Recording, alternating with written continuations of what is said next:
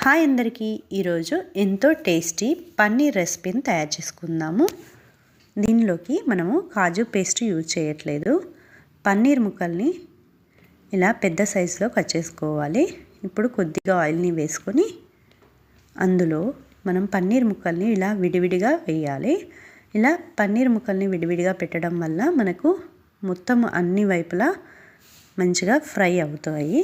అందుకే ఒకదాని మీద ఒకటి పన్నీర్ ముక్కలు పెట్టకుండా ఇలా విడివిడిగా పెట్టడానికి ట్రై చేయాలి. ఇలా విడివిడిగా పెట్టాక వీటిని 4 వైపులా మంచిగా ఫ్రై చేసుకోవాలి. 4 వైపులా గోల్డెన్ బ్రౌన్ కలర్ వచ్చే వరకు ఫ్రై చేసుకోవాలి.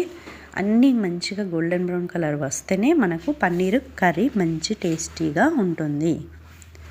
ఇది గుర్తుంచుకోవాలి.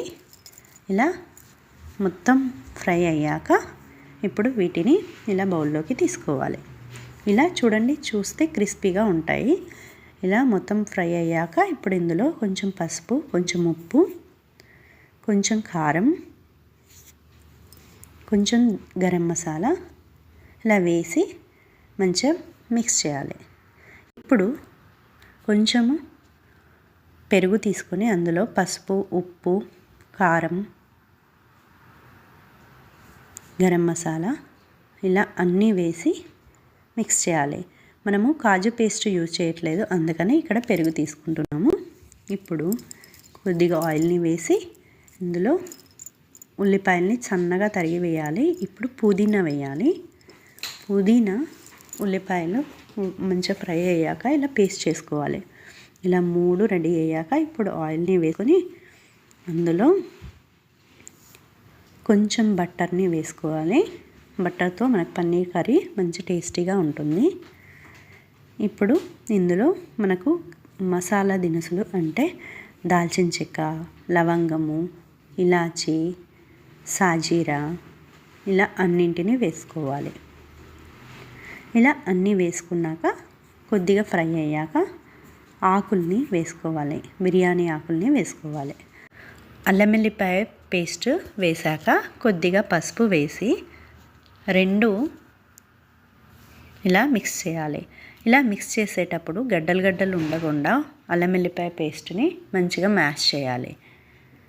దీన్నన్నింటినీ మ్యాష్ చేశాక మంచిగా అల్లం వెల్లిపాయ పేస్ట్ వాసన, పచ్చి వాసన అంతా పోయే వరకు ఫ్రై చేయాలి. తర్వాత మనము ముందుగా తయారు చేసి పెట్టుకున్న ఉల్లిపాయ పుదీనా పేస్ట్ని ఇందులో వేయాలి. ఉల్లిపాయ పుదీనా పేస్ట్తో మనకు ఈ కర్రీకి ఎంతో టేస్టీ వస్తుంది. ఈ ఉల్లిపాయ పుదీనా పేస్ట్ని మంచిగా ఆయిల్లో ఇలా ఫ్రై చేసుకోవాలి.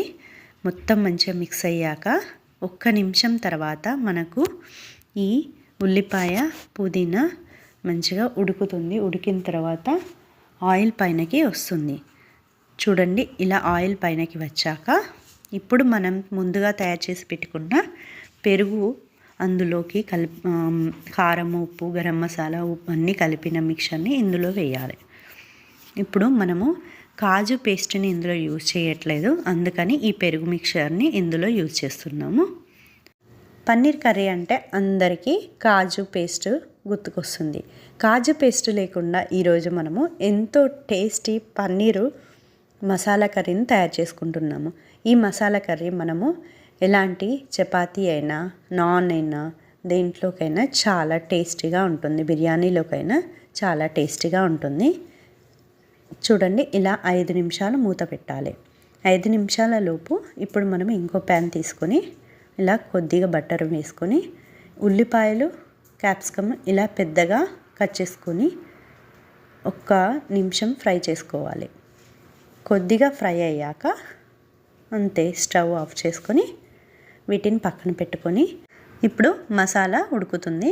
ఇలా 5 నిమిషాల తర్వాత ఇలా ఆయిల్ పైనకి వస్తుంది. ఆయిల్ పైనకి వచ్చాక ఈ మసాలా అంతా రెడీ అయినట్టు. ఇలా మసాలా రెడీ అయ్యాక మనము ముందుగా ఫ్రై చేసి పెట్టుకున్న పన్నీర్ ముక్కల్ని ఇందులో వేయాలి.